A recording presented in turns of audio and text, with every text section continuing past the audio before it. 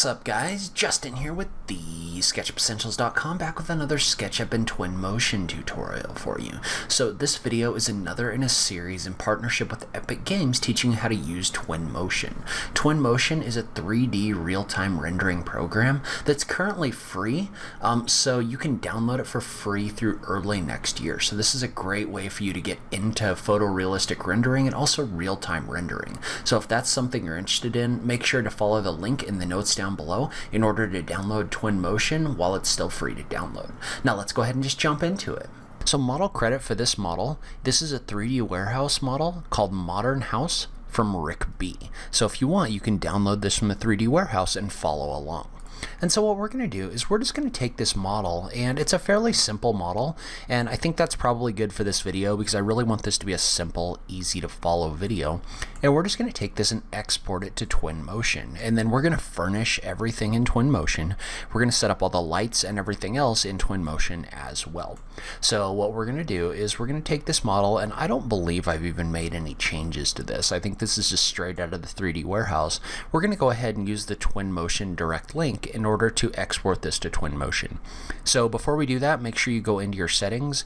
Under collapse, make sure you set it to none, and then I always check the box for optimize model and fix UV and texture. And then once we've done that, we can go ahead and we can click on this button right here, and this is going to send that to Twinmotion. And so when we do that, that's going to pop up this option right here for direct link, and it's either going to give you the option to put this in an existing project or a new project. In this case, we want to go ahead and select the option for new project and click OK. And so I'm going to say no because I didn't have anything in my original model. And so what that's going to do is that's going to bring this up inside of Twinmotion. So you can see how bringing this model in is very simple with that direct link.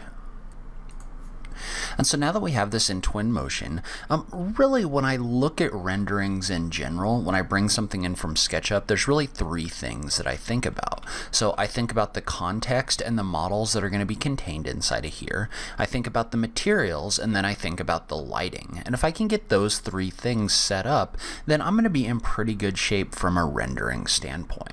And so I figured we'd go ahead and we'd start off by adding context models into this rendering. So what we're going to do is we're going to add some cabinets on this wall, and then we're going to add a little dining room over here. And again, just kind of a simple render that you can follow along with. And so one of the great things about Twinmotion is it has this library of models built in that you can use in order to create your rendering. So all you have to do is just on the left-hand side of your screen, and if this doesn't show up, by the way, you can click this little arrow. So this is going to give you an option to get different things out of your library. So what I want to do is I want to go into the furniture section, in the home section, and there's going to be a number of different options in here for storage that we can bring in for our rendering. And so in this case, what I want to do is I want to bring some of those in. So you can see how there's a bunch of these over here. Well, all I have to do is click and drag them into this model in order to place them. And you can see how this kind of sticks to whatever face I put this on. So what you want to do is you want to drag this over the ground, and then you want to use the rotate tool in order to rotate this before you place it against the wall. And make sure you can run into a few problems if you don't have this off the wall just a bit. So try not to take this and move it so that it's in the wall. Try to keep it off the wall just a little bit.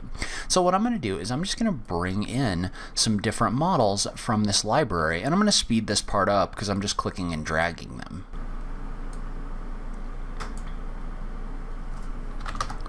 And you can see how you can use the different parts and pieces of the movement gizmo right here in order to lock this to an axis when you do this.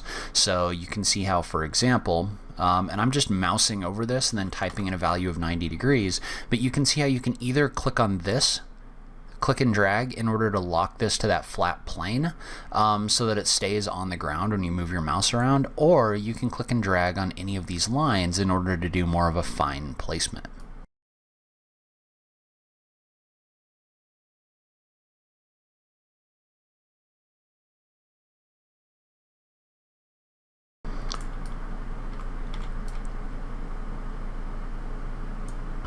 One thing you might consider when you're doing something like this is you might consider creating an idea book So an idea book is just a collection of different images having to do with the topic that you're creating. So in this situation, for example, I've got a number of different kitchen images in here so I can look at these, because a lot of the time it's kind of hard to remember all the different miscellaneous things that go into a scene, like where the lights go and what goes on the tables and things like that. So if I look at this, for example, you can see how these little breakfast nooks usually have a chair. So this is a good reminder for me to put a chair in here or a plant on this table. So I would recommend creating a page on Pinterest or an account on Pinterest or on Houzz or something like that, and just add ideas to them as you're working. So these can be really valuable for reference later on.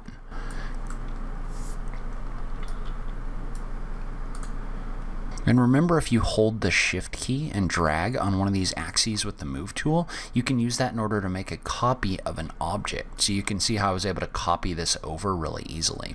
And then if I hold the Control key to select both of these, I can move them both at once. So I can move these in so they're kind of tucked into this little nook right here.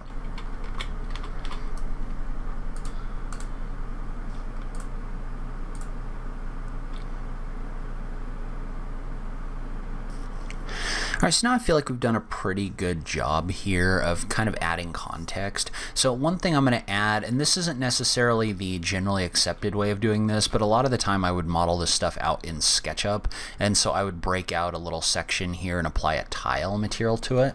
Well, in this case, we don't have a tile material, so what I'm going to do instead, or we don't have a broken out section for tile, and we don't really want to apply a tile material to this whole wall, right? So we don't really want this whole wall to be tile right in the background here.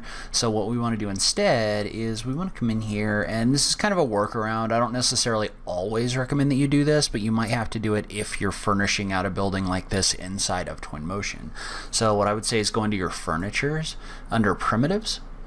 And so under primitives, you can add a plane in here. So you can see how a plane is just a flat piece of geometry. So we're just going to add a plane right here. And then we're going to apply a tile material to it. So I'm just going to click on my material picker, and I'm just going to select a tile material. And we'll talk more about materials in a second. But let's say we wanted to apply this tile material, and then we'll just hold the Shift key and we'll just create a couple different copies of this. So now we have a tile backsplash in our background.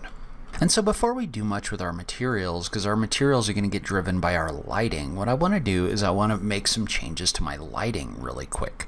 So what I want to do in order to do that is, first of all, when you add lighting, there's really two different ways you can light a scene, right? So you can either light a scene with sunlight coming in from the outside, or with artificial lights on the inside, or with a combination of both.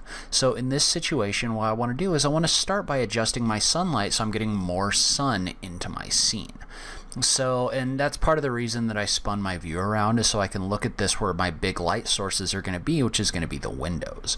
And so when you do this, I recommend going down into your media settings and going ahead and setting up a scene. So just click on the button for image and then click create image. And what that's going to do is that's going to create an image that you can then adjust your lighting settings with. So things like clicking on your time, you can adjust your time of day when using this. So you can see how, for example, if I adjust my time of day down, my sun is coming a little bit further in because the sun is lower on the horizon. And so I kind of like the way this works. Let's go ahead and fine tune it a little bit. So we're going to click on the More button, and under our localization, you can adjust the direction that the sun is coming from. So you can see how when I click and drag this, this is adjusting this so that my sun is coming from a different north location. Then you can also adjust your month, your day or month settings, just by clicking and dragging this as well. So you can see how your light is at different heights and different locations whenever you adjust this setting. And so what we want to do is, we've kind of set this up so our sun is shining in. Well, now let's go into our lighting settings and adjust this so that our brightness is a little bit different. So there's really three things we can do to make this scene brighter, because it's not very bright right now. So the first thing we can do is we can adjust the strength of the sun. So the more we adjust the strength of the sun, the more light the sun is going to emit. However, you have to be careful because if you adjust your sun up too much, everything looks really like blown out. So you don't necessarily want to just click and drag this way up. You know, you want to kind of combine this with your other settings. So like for example, I can bring my sun up to maybe like 1.5. And so what that does is that really affects the brightness of areas where your sun is directly hitting. However, in the areas where your sun isn't directly hitting, you can use the option for ambient light in order to adjust how bright those areas are. So a lower ambient light is going to give you more contrast between the sun and your areas where the sun isn't hitting. A higher ambient light is going to remove the contrast by making those other sections brighter. So you can see how you can kind of adjust this slider as well in order to adjust your overall brightness. And I really wouldn't recommend taking either one of these and just like cranking them up, just because that's not really what we're going to want for a scene like this. And then the other option you can adjust in order to make a scene like this one brighter is you can adjust the GI, which is going to affect how far your sunlight bounces or how far it goes from when it hits an object. So you can see how you can drag this up, and this creates something a lot like what happens when you adjust your ambient lighting, only it's doing it with your sunlight now. So, and you can adjust these other settings as well, like your shadows. If you turn this down, you're going to get more if you turn your shadow distance down, you're going to get more defined edges. If you turn this up, you can see how your shadow is going to get fuzzier. So you can use this to kind of fine tune your shadows. And then you can adjust your ambient occlusion to set how much dark highlighting you're going to get in your corners. And so that's one way that you're going to light your scene. And I'm probably going to come back in here after the fact and add some trees and some other things like this. But that's one way that you're going to light your scene. And I'm just going to go back to my image real quick and I'm just going to refresh it. And probably I'm going to create another view, maybe something like this one. So we'll create an image right here as well. So just so I can kind of flip back and forth between those really quickly. So what we've done so far is we've adjusted the way that our sunlight comes in. Well, sometimes when you create an image, you're also going to want to have some artificial lights in your scene. So, and even if they're turned off, you're still going to probably want them. So what I'm going to do is I'm going to go back to this view right here, and I'm going to add a couple different lights into my scene. So, and one way to do this is I have an object in my user library called a can light, and that's basically an object that I've created inside of SketchUp that I can then bring in, and I think I need to rotate it. So I'm just going to bring that over and rotate it, and you can see how what this is this is a light object that I created in SketchUp. It's very simple. So basically what this is this is an object that I've brought in, and you can click over here and look in your outliner on the right hand side in order to see this, but basically this is an object that I've created and saved that has a can light object. So it's an object with an emitter material applied to the face, and then below it has a spotlight. And so what the spotlight does is the spotlight shines down. It has a direction associated with it. So that shines down based on where my can light is. And that can light geometry is a little bit big, so I might use the scale tool in order to adjust that down.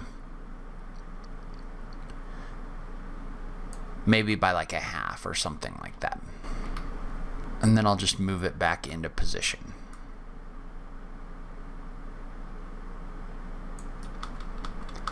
And so what this does is this allows me to kind of throw some extra light in here. So you can see how now there's more light in this scene than there was before. So if I was to go back to this scene right here, for example, you can see how you're getting a little bit more light than you were before. And one thing to note about doing something like this is when you do this, and we'll go into our light settings, there's an option under our lights to turn shadows on and off. So basically what that means is if you turn shadows on, then this light is going to cast shadows. So if I turn this on, for example, you can see how I'm getting a shadow from this object right here on the ground. If I turn it off, I'm just getting the light in general. So you can use this to cast accurate shadows, but you do need to be a little bit careful because when you do this, it's going to affect your performance. And so I'm just going to take this light, And I'm going to hold the Shift key and click and drag this, and I'm just going to make a couple copies of this. So I'll just make 3 copies right here. You can see how now what I'm getting is I'm getting more brightness in my scene from those spotlights. So you can add spotlights into your scene by going up here into your lights section of your library, and there's options for an omnidirectional light as well as a spotlight. So an omnidirectional light is just going to cast light in all different directions based on where you place it, where a spotlight is going to have a direction associated with it. And you can see how you can kind of adjust things like your intensity and your angle. I'm actually going to bring the intensity on these down to something a little bit more realistic, like 1600. And then for your omnidirectional lights, you can also adjust the brightness and your color temperature and things like this. And so one other thing about this is sometimes you don't necessarily get a very strong shadow off of these lights. Well, if you go into your decals, so if you go into your furniture's decals and you scroll down, there's actually a shadow square and a shadow round object in here. Because a lot of the time what'll happen is you don't get a shadow cast down here maybe as strongly as you would like or the way that it should be, especially if you have these shadows turned off. And so this will kind of look like it's floating in space. And what you can do is you can go into those decals and you can drag this shadow in, and you can actually adjust the size. So you can see I can scale it on the X or the Y axis of the object, and I can bring that in here in order to simulate a shadow. And so you can use this, you can adjust the opacity as well to make this lighter or dimmer, but it's just a real easy way to add that additional shadow on here without necessarily having your lights in there to, even though your lights aren't necessarily casting the shadow the way that you'd like them to, you can simulate a shadow using that tool. And so one other thing you might consider is there's also an option in here for a neon light. And so what a neon light is that's just going to be a light. It's a lot like the omnidirectional light, and it's going to cast light in all different directions. So if I drag this in here, I can adjust the length of it. So you can see how this will adjust in and out, and what we can do is we can simulate the effect of having a neon light underneath the cabinet right here. So all we would do is we would just place this right up here on the very top, and we'd probably bring that intensity down. We don't want it to be too much, but you can see how you can use this to simulate as if you had a light underneath these cabinets. And so one thing that might be helpful for you in this is you may need to bring some extra models in from the 3D warehouse, so things like hanging lights or other things like that. But it may be helpful for you to look at some images like these, because you can look at how kitchens are actually lit, and that kind of gives you an idea of where your light sources should be. So like for example, if you were to look at say this one, you can see how there's can lights up here up above your sink, as well as right here in your general area and underneath your cabinets. So don't be afraid to go look at those images when you're doing this. And so I think we're in pretty good shape from a viewpoint standpoint. So I'm probably going to go in and do something different with this, where I add some trees and maybe a table and some chairs over here or something like that. But for the sake of this video, let's go ahead and take this image and let's export it to a rendered image. So, and you can obviously fine tune all of this. So you can go into your more settings, and for example, into your camera, you could set this so that it has a wider field of view or a narrower field of view. So generally speaking, it seems to be recommended to use more of a narrow view for something like this, but you can adjust that depending on what you like. You can also turn your perspective correction on if you want to. But what I'm going to do now is I'm just going to take this image and I'm just going to kind of center everything in my screen, and I'm going to go down, and so what we can do is we could rename this image. So in this situation, instead of having it be image 02, we could call this kitchen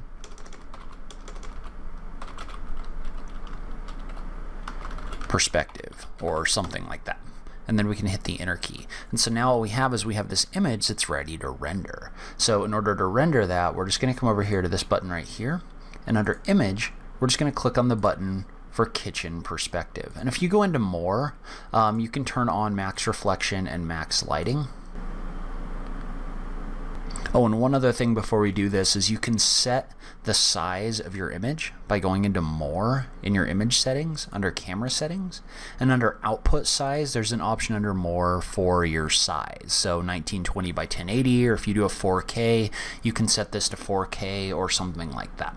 But we're going to go ahead and we're just going to click on the button for Start Export. We'll go ahead and open this folder up. So find the folder that you want to place this in and just click on Select Folder. And so what that's going to do is that's going to render out an image based on the way that you have this in here. And so we may want to go ahead and replace some of the materials that are in here, like this flooring material and the SketchUp wall material over here, to make this look a little bit more realistic. So let's do that real quick.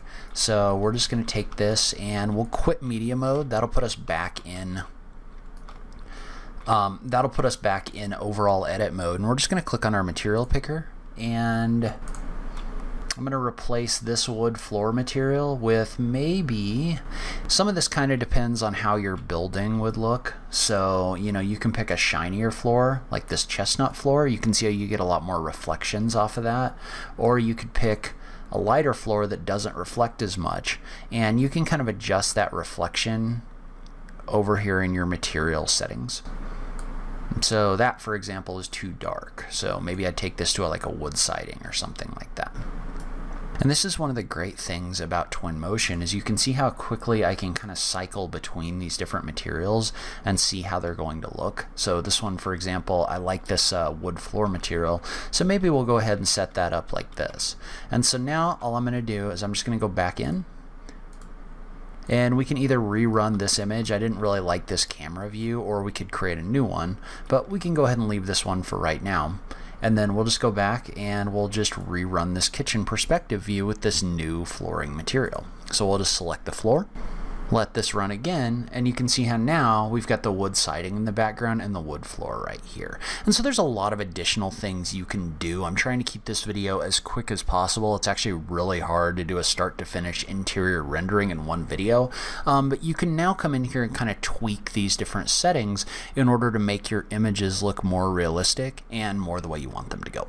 So that's where I'm going to end this video. Leave a comment below and let me know what you thought. Was this helpful to you? Did you like this video? I just love having that conversation with you guys. If you like this video, please remember to click that like button down below. If you're new around here, remember to click that subscribe button for new SketchUp content every week.